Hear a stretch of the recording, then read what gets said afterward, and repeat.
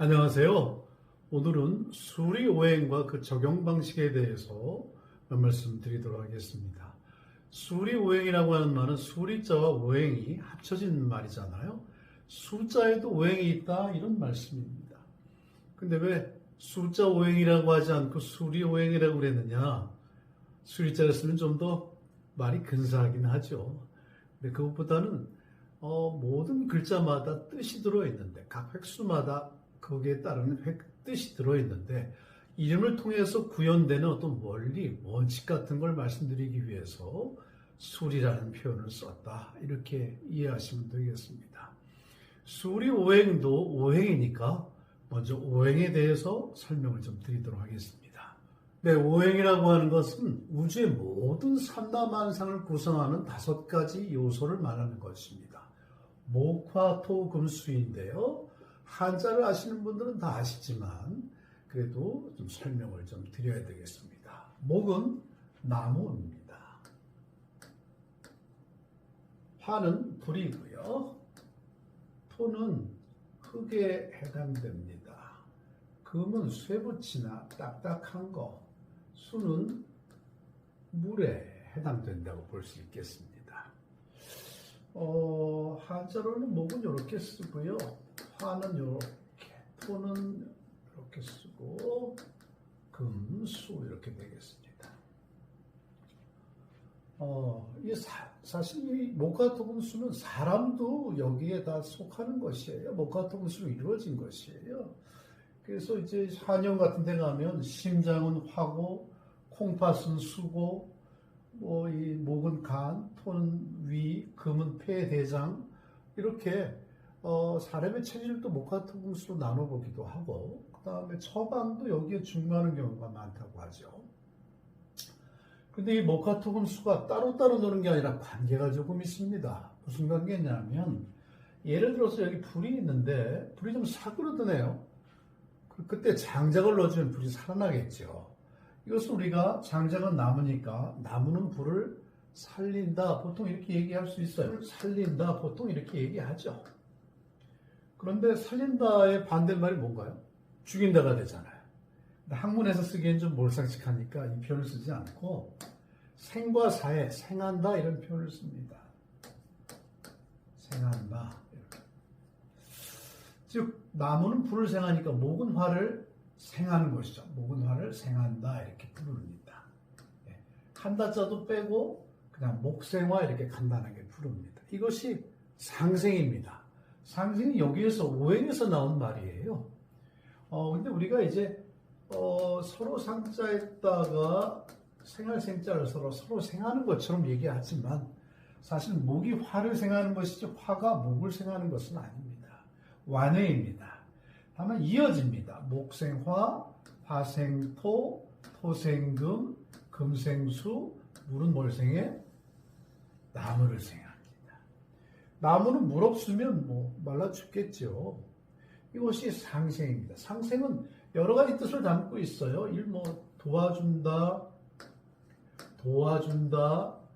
낳는다,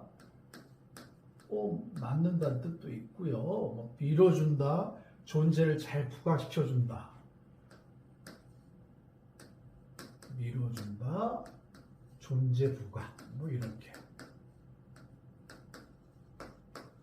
여러 가지 뜻을 가지고 있습니다. 여기에 반해서 상극이라고 하는 것은 서로 견제한다 이런 뜻입니다. 막고 때론 죽이기도 하고요.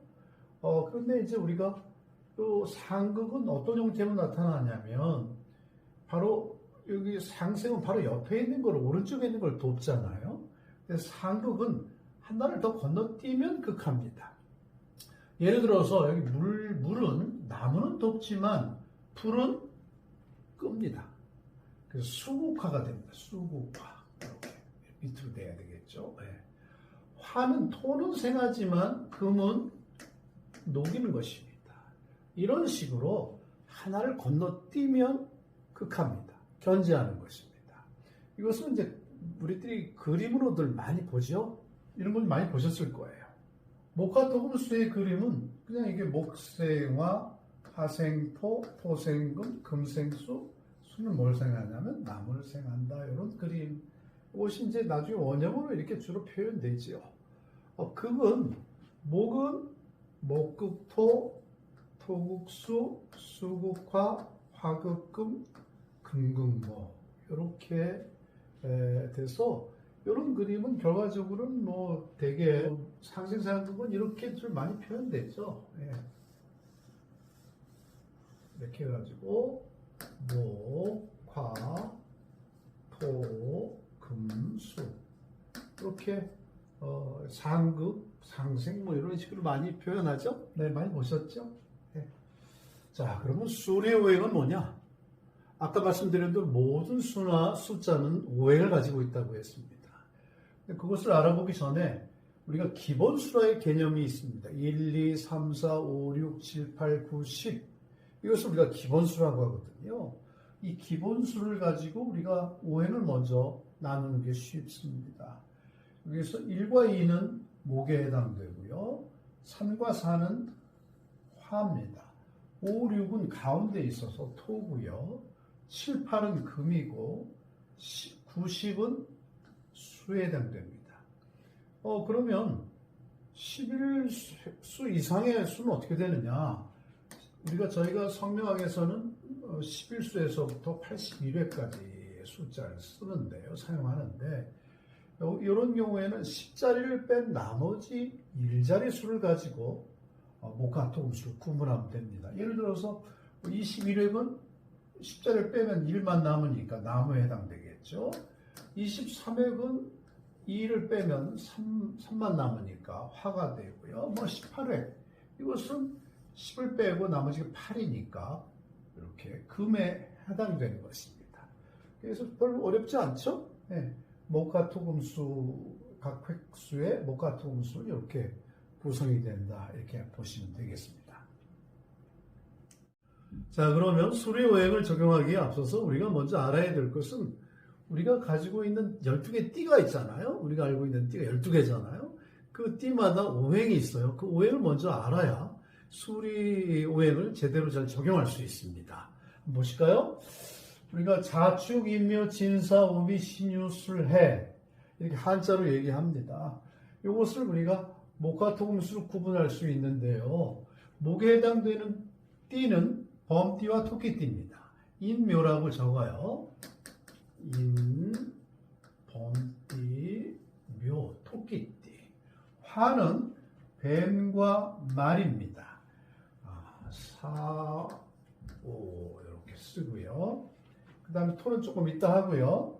그 다음에 이 금에 해당되는 것은 잔나비, 원숭이띠와 닭띠가 금에 속합니다. 그래서 신유 이렇게 적고 놓고요. 수에 해당되는 띠는 돼지띠와 쥐띠가 되겠습니다. 해자. 나머지 4개가 토에 해당됩니다. 토에 해당되는 건 4개 있죠. 축, 진, 미, 술 이렇습니다. 진술축미라고 우리가 흔히들 많이 하는데요. 개, 양, 용, 소 이렇습니다. 진, 술, 축, 미. 어떻게 별로 어렵지 않죠? 이거 좀 잘 좀 머릿속에 담아 놓으시기 바라겠습니다. 에 관한 내용 설명을 좀 제가 많이 보았는데 앞에까지만 되어 있어요. 뭘 어떻게 적용하는가에 대한 설명이 좀 매우 부실하게 되어 있는데요. 세 가지인데 여기서 오늘은 2가지만 주로 중요한 것만 말씀드리도록 하겠습니다. 제일 먼저는 원형이정 사격 간의 수리 오행의 조화를 살펴보는 것입니다. 지난번에 그 기재부 차관에 발령받았던 방기선 차관의 이름을 가지고 한번 설명드려볼까요? 방씨가 이렇게 생겼고요. 터기자에다가 착할선자 이렇게 썼습니다. 그럼 요 획이요. 원격은 뭐냐면 이걸 명상자라고 하고 명화자라고 하는데요. 원격은 요것과 요거 2개를 합친 것입니다. 방씨가 4획이고 터기자가 11획, 착할선자는 12획입니다. 그리고 두 개 합치면은 원격이 되는데 13획이 되고요. 그 다음 형격이 제일 중요한 획수인데 4와 11, 즉 성씨와 명상자를 합친 것입니다. 이게 15획이 되고요. 이격은 성씨와 명하자 두 개 합치면 16획이 되고 전체적으로는 27획이 되겠습니다. 그래서 요것의 오행이 뭐냐? 일단은 요 13획은 십자를 빼고 3이니까요. 화에 해당되죠. 그렇죠? 15획이나 16획은 15획은 십자를 빼면 5는 토에 해당되고 가운데 있다고 했잖아요. 토는 그 16도 토에 해당되고 그 다음에 7획, 8획은 금에 해당됩니다. 그죠? 이렇게 오행이 결정됐습니다. 그럼 이걸 적용하는 방법은 원형이점 사격 간의 상생 상극을 보는데 전체를 마구잡이로 보는 것이 아니라 이격과 원격, 원격과 이격을 먼저 보는 것입니다. 원격과 이격, 즉 원격은 화고 이격이 토가 상생하고 있느냐 상극하고 있느냐를 보는 것인데요. 이건 화생토로 생하고 있죠. 네, 이것부터 먼저 보는 것입니다. 그 다음에 보는 것이 형격과 정격이 상생하고 있느냐 상극하고 있느냐입니다. 이것도 이게 금이고 이게 토니까 토생금 상생하고 있잖아요. 이렇게 요 이름은 좋은 일입니다. 둘 다 상생하고 있거든요. 원형이정 사격 중에 짝이 되는 원격과 이격 그리고 형격과 정격이 서로 상생하니까 이건 좋은 이름이라고 보시면 되겠습니다. 수리오행의 두 번째 적용 방식은 수리오행과 태어난 해 오행, 띠의 오행과의 관계를 살펴보는 것입니다. 중요한 것이 네임 블랙홀 이름에 빠졌는지 안 그러면 형격이 비대한지 아닌지 뭐 이런 것을 구분해서 보기 위한 것인데요. 예를 들어서 네임 블랙홀 이름에 빠졌다고 하는 것은 형격이 태어난 해 오행을 생할 때 발생한다 이렇게 보시면 되겠습니다. 네임 블랙홀 이름에 대해서는 저희 블로그에 잘 나와 있는데요. 이 네임 블랙홀에 빠지게 되면 뭐 건강, 행복, 돈, 사업 이런 게 그 구덩이로 네임 블랙홀로 다 빠져 들어간다 이런 이론이 되겠습니다. 뭐 예를 들어서 한번 설명해 볼까요? 되겠습니다. 뭐 예를 들어서 한번 설명해 볼까요? 예를 들어 박지선이라는 이름을 갖고 있다고 해보지요. 지혜지자하고 백불선자 이렇게 뭐 많이 써요. 이게 6획이고 12획이고 이게 9획입니다. 그러면 원격은 21획이고 형격은 18획이고 이격은 15획이고 전체적으로는 정격은 27획입니다. 근데 우리가 이제 네임 블랙홀은 형격 18획은 오행이 뭐죠? 금입니다. 그죠? 이 형격이 태어난 해 오행을 생하게 되면, 즉 금생수 이런 관계에 놓이게 되면 네임 블랙홀에 빠지는 겁니다. 그럼 쉽게 얘기해서 쥐띠나 돼지띠에 해당되면 이건 이제 띠의 오행이 수에 해당되잖아요. 이건 84년이에요. 84년. 네. 그러니까 해는 83년이 되겠죠. 예. 그런데 84년생이나 이런 이름을 가진 사람이 84년생이나 83년생이 되면 네임 블랙홀에 빠지는 것입니다. 이 박지선이라는 이름을 가졌을 경우에 84년생에 태어나면 이렇게 네임 블랙홀에 빠져서 뭐 이 증세가 좀 여러 가지 형태로 나타납니다만 건강이나 돈, 뭐 사업, 행복 뭐 이런 것들이 좀 블랙홀 구덩이로 빠져서 아주 나쁜 어떤 결과를 초래하게 됩니다. 네임 블랙홀은 이렇고요. 다음에 형격 비대증에 대해서 조금 설명드리도록 하겠습니다. 이것도 예를 들어 한번 들어볼게요. 예를 들어서 김효주라고 하는 이름이 있다고 해봅시다.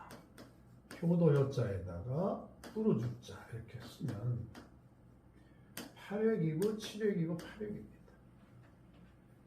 그러면 요거 원격은 15획이고요. 형격도 15획이군요. 네. 이격이 16획이고 전체적으로는 23획이 됩니다. 그럼 이 5획이 뭐죠? 15획이니까 토에 해당되고요. 15획도 끝자리가 1단위수가 5니까 토에 해당되고 16도 토입니다. 그리고 요거는 23이니까 화잖아요. 근데 아까 짝끼리의 오행을 보면 요 토와 토는 같은 토고요. 이거 화는 화생토로 이 토를 생하니까 결과적으로 이게 전부 토만 있는 것과 비슷합니다. 그래서 이렇게 토가 15이고 전체가 다 거의 토에 해당되는 정도의 그 수리 오행을 가졌을 때 태어난 해가 화나 토에 해당되면 전부 토가 되는 거 아니겠어요? 예를 들어서 이 화가. 화는 아까 얘기한 대로 뱀띠나 말띠, 토는 진술충미 이렇게 용띠, 개띠, 소띠, 양띠 이렇게 되면 그야말로 형격이 너무너무 뚱뚱해져 가지고 배설이 잘 안 됩니다. 그러니까 먹을 만큼만 먹는 거죠. 굉장히 나쁜 이름이 됩니다. 그래서 이런 것처럼 수리오행을 처음에는 이제 원형이점 사격간에 그 다음에 형격과 태세, 태어난 해의 오행간에 그리고 원형이점 사격간에서는 형격과 다른 사격간의 어떤 관계를 살펴보는 그런 방식으로 살펴보게 됩니다. 요거에 대해서 다시 한번 자세하게 말씀드리도록 하겠습니다. 오늘 수리오행에 대해서 말씀드렸는데 뭐 그렇게 어렵지 않으셨죠? 수리오행이 좋아야 수리오행이 조화를 잘 이루어져야 좋은 이름이 나오는 법입니다. 근데 오늘 말씀드리지 않은 부분들이 조금 몇 개 있어요. 그 부분들은 상극이 상생만큼 좋은 이름들도 많이 있고요. 그러한 이름들을 다음 기회에 좀 보다 소상하게 잘 말씀드리는 기회를 갖도록 하겠습니다. 오늘 고맙습니다.